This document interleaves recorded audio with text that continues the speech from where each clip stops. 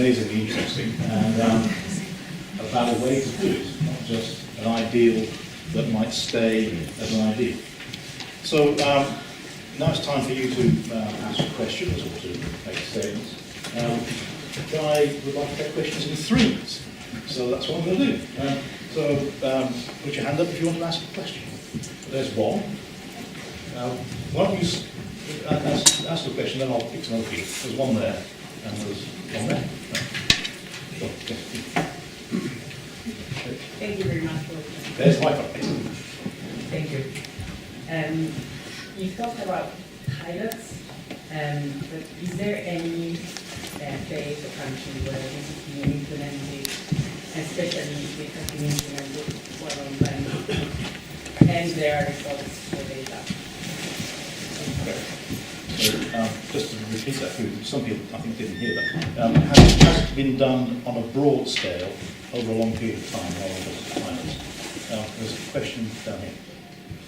Yes, you talked about the problem raised about the potential laziness of the precariat, if you were money. But earlier on you talked about the effective laziness of the employers. In terms of tax rebate, leaving not to improve the productivity of their enterprises, where's the difference? Will basic income not have the same effect as? Is the basic income the scheme handling system again? Yes, they are. You mentioned the basic income as part of the package, and people thinking for themselves and making decisions and going right. How long do you think it's going to take to get the people who voted for Brexit, particularly good for them, particularly the precariat? Is it chicken before the eggs? Great. Okay, good question, obviously. It's very strange, and I have to be very careful when I say this because of its political incorrectness. But one of the countries which has actually introduced it, almost by coincidence, is Iran. Iran had an oil subsidy system where literally 90% of the cost of oil was covered by subsidies, so everybody had to pay just 10% of the actual cost of the oil. And they wanted to abolish it because it increased the consumption of oil and for all various reasons, but they had to do so by introducing, in effect, a basic income for everybody. And they introduced one rule. The one rule was that wealthy people had to fill in tax returns. Now, in Iran, the tradition has been that the wealthy don't fill in tax returns. So a lot of them opted not to fill in their tax returns, so it acted as a sort of inverse targeting system that they excluded themselves from it. Currently, the IMF, in its stupidity, is recommending that they abolish that system and go to means testing. I'm involved in various debates, and I've just given a seminar at the World Bank in Washington where I'm saying this advice is going to make things much worse. More interesting cases in Mongolia, where they've introduced a sort of scheme, and in the Alaska Permanent Fund. The Alaska Permanent Fund was introduced in a small way in 1976 and really formulated in 1982 with a man who joined our network. Yeah, anybody can join our network, please do. We've got thousands of great people around the world in the network now. And Jay Hammond joined our network, and what it did was that the fund, as it built up, paying out annually, it's not an ideal basic income, but paying out annually a social dividend from the fund for everybody in Alaska. And the amount never grew to very big amounts, but it made a substantial difference to people's living standards, particularly if you were in the lower income groups. When they started the scheme, the poverty rate in Alaska was higher than in any other state of the United States. And the Gini coefficient of inequality, the measure of inequality, was larger than in any other state in the United States. At the peak of the Alaska Fund in 2012, 2013, if I remember correctly, Alaska had the lowest poverty rate of any state in the United States, and the smallest Gini coefficient of inequality of any state in the United States. So we do have some national examples. There are movements towards it, and very strange politicians are coming out in favour. The Silicon Valley people, Mark Zuckerberg and people, they've invited me over there, and it's very bizarre, it's a company I've been keeping. They are coming out in favour, but in their case for robots. But I think it's gaining traction, and I wouldn't be at all surprised if long before 2027 most countries will have been introduced. Oh, there's one more. Two more. Oh, yes. So No, I didn't mean to, yeah, I beg your pardon. The laziness of employers, I rather like that. That's the way he put it. I didn't actually use that term.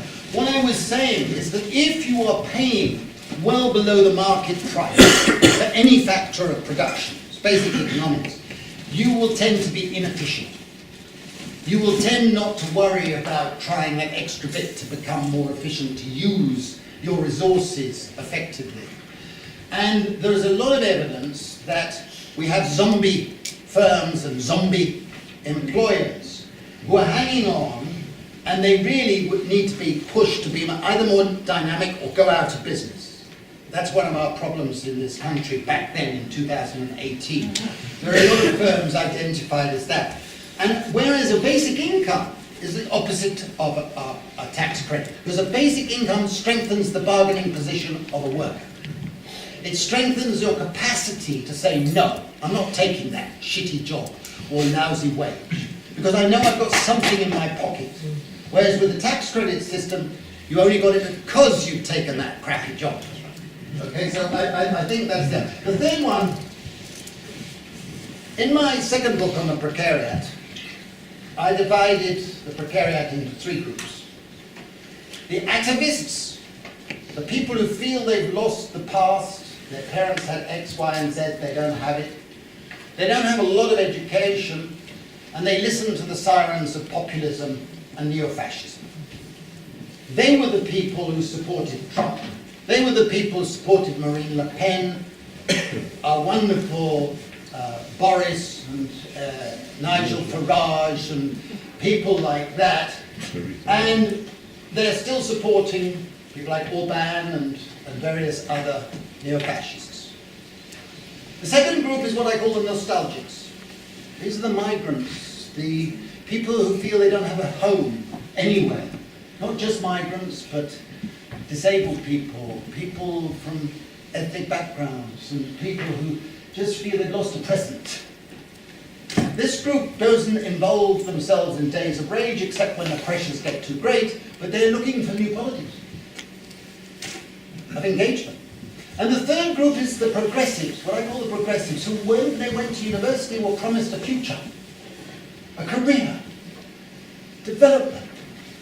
And they come out with debts, no future, a sense in which they've been cheated. This group is the one that is looking for a new politics of paradise. And I think the challenge back in that period of 2018 to 2021 was having an agenda that would appeal to enough of the atavists and enough of the nostalgics while being embedded in that progressive part of the precariat. And that's why they produced a precariat charter, this new government, which had a whole set of policies that I haven't discussed this evening to go along with it. But I think the politics of class came into focus at that time in a way it hadn't done in the past. Non-answer to three questions. Okay, so three more. So I'm going on that side. So there first, and then make it easier, you. And on the front. That's good. Excellent. Great. Okay, but change to the spontaneously change the order. That's what happens. People are liberated. So my question is if basic income constraint for our country, quantity easing can give us money, is there an argument for quantity easing to initiate basic income? one with I've got two questions. I was very quick. In your conversations with curious people that you weren't expecting to speak to, who is the most surprising person who has come out in favour of basic income? And secondly, is there a place for globalisation, the forces of globalisation with a basic income? It feels to me that there's a little bit of a tension between the two elements. Sorry, what's the second question? Is there a place for globalisation and alongside basic income? free trade, basically. And there's one here, perhaps if you can talk very loudly. Oh, okay. That would be good. Just to ask if you actually worked out a practical model for doing this in the United Kingdom. That's the book. And related to that, I know you're not keen on universal credit, but has it You noticed that? Yeah. Has it occurred to people that if you take away the sanctions and all the sort of work-related side of it, you actually potentially have something which could be adapted to pretty much something like this? It is actually quite a sort of genuinely universal system. How big does the change have to be? Can I go through there? Yes. The first question, when the quantitative easing was being launched by the European Central Bank, by the Bank of England and the US Treasury, you have to remember they were distributing an incredible amount. I mean, 375 billion plus in this country. European Central Bank was distributing something like 1,000 billion euros in quantitative easing. The evidence is very, very strong that much of that money leaked out of the country and was invested in stock exchanges in China and other emerging economies where they could make a lot of extra money from the money they'd been given. Huge evidence, which the Bank of International Settlements, the IMF and others have admitted. It's also been shown with all the research I've seen that quantitative easing was regressive. It increased inequality, right? And it didn't stimulate growth, except a little bit. But if you spend, you spend billions, you're going to have some effect. But it didn't really have much of an effect. If they had distributed, and I wrote articles at the time saying that they should do it, if they had distributed payments to individuals, the propensity to consume would have been 100%, so they would have been spending the money on basic goods and services, which would have been stimulating production, stimulating the local economies. So I actually wrote and said, look, if you instead of spending all the European Central Bank money, you use just part of it to give a basic income to a few of the lowest income areas in Eastern Europe, so that everybody got 400, 300 euros a month, you would have had three effects. One, you would have stimulated economic growth, because they would have been spending that money creating goods and services in their community. Two, you would have been reducing geographical inequality in Europe. You could work that out, right? And three, it would have deterred distressed migration from the south to the northern cities where xenophobia was increasing. So the benefits would have been dramatic. And nobody can say, oh, didn't think of it at the time. Because we were saying that at the time. So you have to ask yourselves, why did they give it to their friends in the bank? I cannot answer that. I leave that entirely to you. If you give me a glass of wine afterwards, I might give you some sort of answer. Now the second question was a very good one, I like it. I don't have this one about who's the most surprising. I was telling Stuart and David beforehand, I'm ashamed of this, so I don't think I'm name dropping or anything like that. It really only happens to strange people. but I got invited to speak to the Bilderberg group. Now, some of you may know the Bilderberg group was set up in 1954, and it's the elite right-wing people of the world. So initially I thought it was a joke, one of my lefty friends winding me up, sending me an invitation, you know, and just joking. So I didn't answer. And then I got a phone call at home saying, we've invited you to the Bilderberg group. So I said, well, send me another invitation. Okay? And I then asked all my political friends in various countries, should I go? Should I go? To a man and a woman, they all said, Guy, you've got to go. I said, thanks very much. So imagine I get up and the chief executive of Deutsche Bank, who was chairing my session, he said, for the next session, boxing out of the left corner, he said, boxing out of the left corner is Guy Standing. So I got up and I looked to him and I said, thanks very much. And there, sitting where Stuart is, right in front of me, was the man I detested when I was a student more than any other man in the world. There he was, staring at me, Henry Kissinger.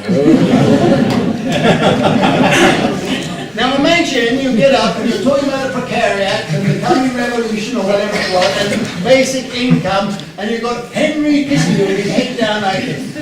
I think like an owl. Bloody sharp as nails, the bastard. Delete that, yeah, delete that.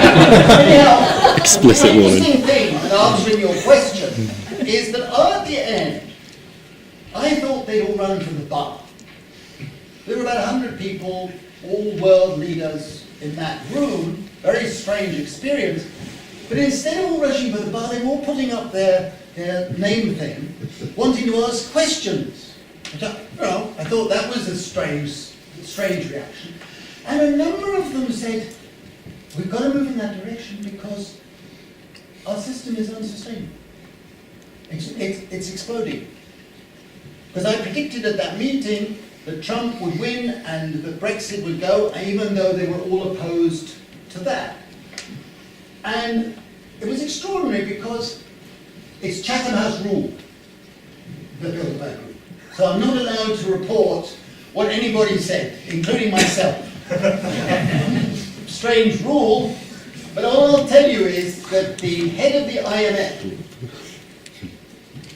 okay, the managing director of the International Monetary Fund, has since told me, I can say because she's since told me, she thinks it's inevitable and we have to go in that direction.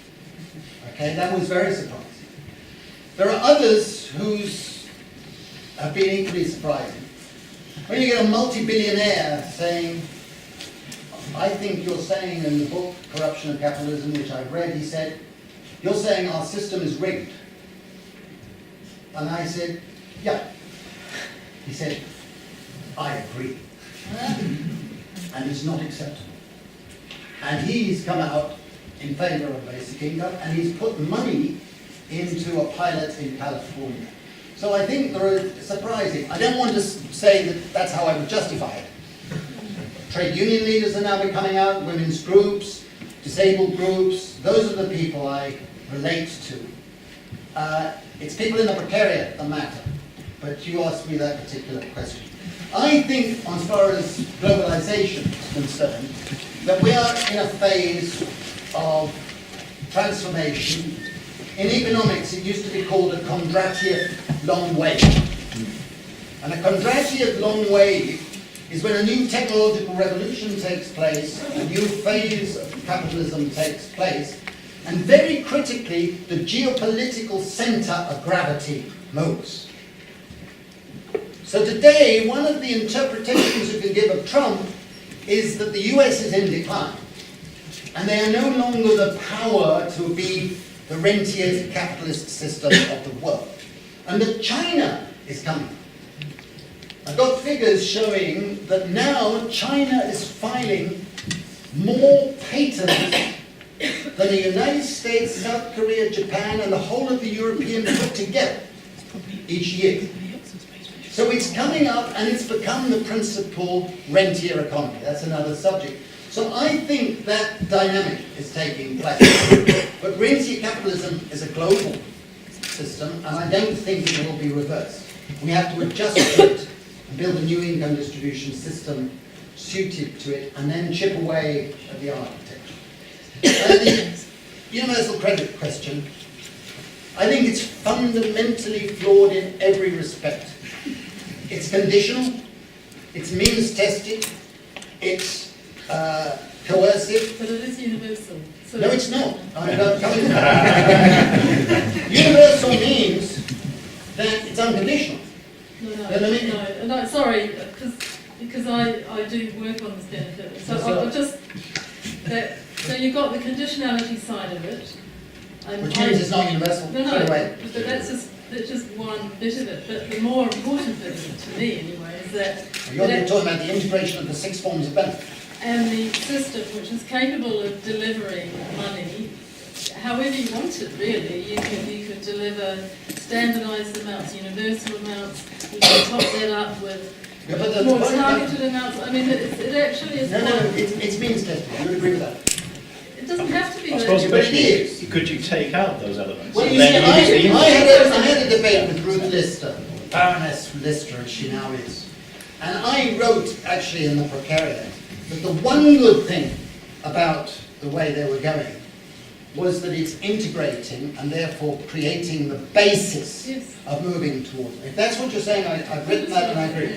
But the problem is that it reflects a moralistic, utilitarian approach to social policy. I agree with you, it's still Any of us who've ever worked on it, and I have worked on it for 6 years, I have to tell you.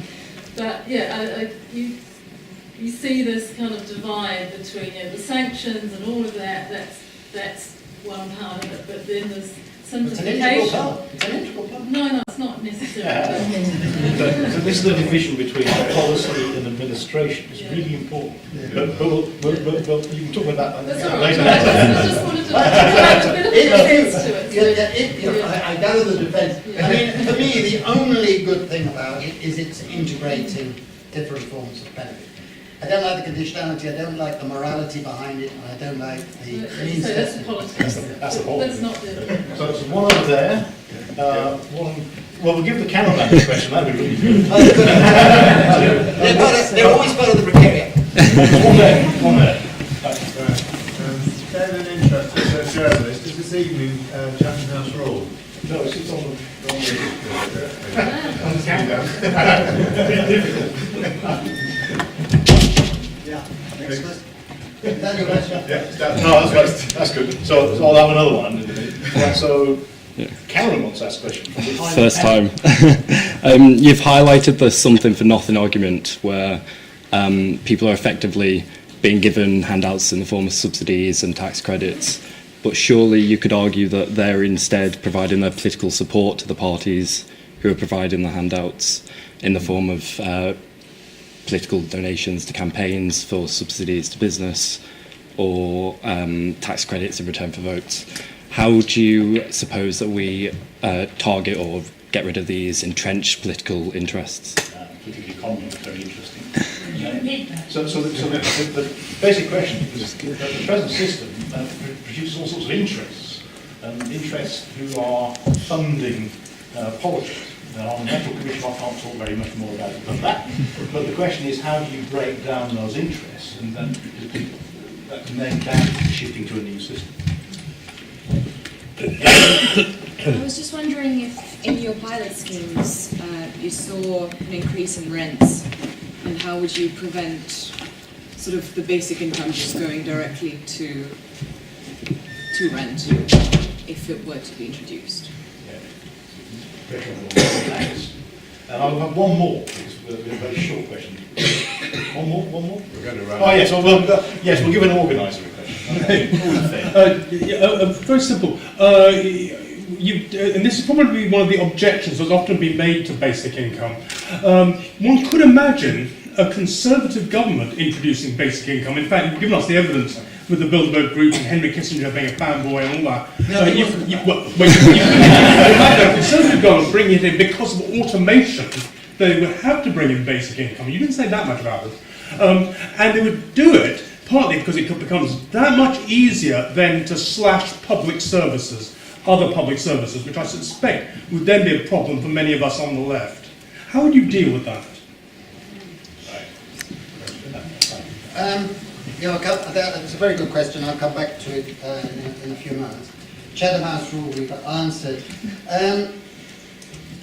The question from the cameraman, and I don't know your name, so I apologise for that. I've got a chapter in this other book called The Corruption of Democracy. And I think the growth of the plutocracy has been fundamental to the complete corruption of US democracy, British democracy, and most other democracies. And we saw what happens when the plutocrats take over and things. I think we've got to face that in different ways. That's one of the points I was trying to make about deliberative democracy. I only made it obliquely. But it's the only condition that I would contemplate introducing for the basic income. That you make, I've written this in the Precariat Charter book, which is that when you sign up to start receiving your basic income, you make a moral commitment to vote in all elections and to participate once a year in a public meeting which would be addressed by the parties that existed, okay, in that area. I think we need mechanisms to strengthen deliberative democracy. We really do. And we know the consequences of not doing so. I think the dealing with revolving doors, which is one of the worst features of British democracy, where someone's a minister for 2 years and then just happens to become a member of the board of a big company that's had big contracts with his own ministry. Yeah. I mean, that's happening disgustingly often. And it's you can't do much other than stop it and just make it non-negotiable. No. But that's another matter. The last thing about this libertarian argument, I'm having to deal with that quite seriously at the moment in public debates in various places, because you tend to get these libertarians who say, we'd like a pure system, no government, and just give, because we can't get away with it, we'll just give a small basic income to everybody and then leave you to go and stew and whatever. I think that argument, of course, is amoral, disgusting, but I think we have to defend public services on their own ground. Albert Hirschman wrote a wonderful book called The Rhetoric of Reaction, where he took a whole lot of policies from history and said that each time they've come up, those sort of arguments get introduced. With family benefits, child benefits, same arguments. If we introduce child benefits, they'll get rid of services. We have to fight for services because we believe in a national health service, a care service, a disability service. I mean, those things, we could fight for them because we need them. So I don't think we should buy that argument. I hate it when I hear social democrats say it. Oh, if you had that, that would allow the right to do that. No, no, no, we fight for that. And people who are secure make better democrats. They are more altruistic, they're more socially responsible. The psychological research shows that. And they're more likely to be tolerant and politically engaged. The left should not be frightened that people should have security. If you don't believe that, you shouldn't call yourself on the left. That's mine. I hope I've answered. Rent. Just the rent question Yes, in the final rent. sentence. Oh yeah, beg your pardon. I've got, lovely question. I beg your pardon. Classical economics strikes back. No. We did, and this is in the book on our Indian pilots. We introduced the basic income to everybody. Okay? So imagine, in a poor community or a poor household, particularly poor community anywhere, what is the scarce commodity? The scarce commodity is called money. If you have a scarce commodity, basic economics, the price of that commodity goes up. So what happened in those Indian villages is that the landlords and the moneylenders were able to charge huge rents at rates of interest of 50%, 60%, 100%. And I remember going to one of the villages and some people called me over. They'd obviously been preparing for weeks, you know, talking around the fire, as it were, to tell me this. They said, they rushed up and they said, do you know, there's a group in our village who hates your scheme. They hate it. I said, I'm sorry. Yeah, it's the moneylenders. Because they can't charge us so much because we are helping each other more.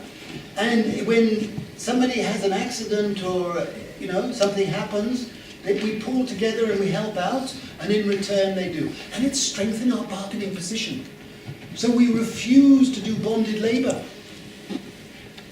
It strengthens your emancipation if you have security.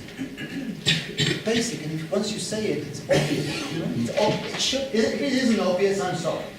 But for me, it is obvious, because if you strengthen people's bargaining positions, they can, in extremis, say, F off. It's important to be able to say that. Thanks very much.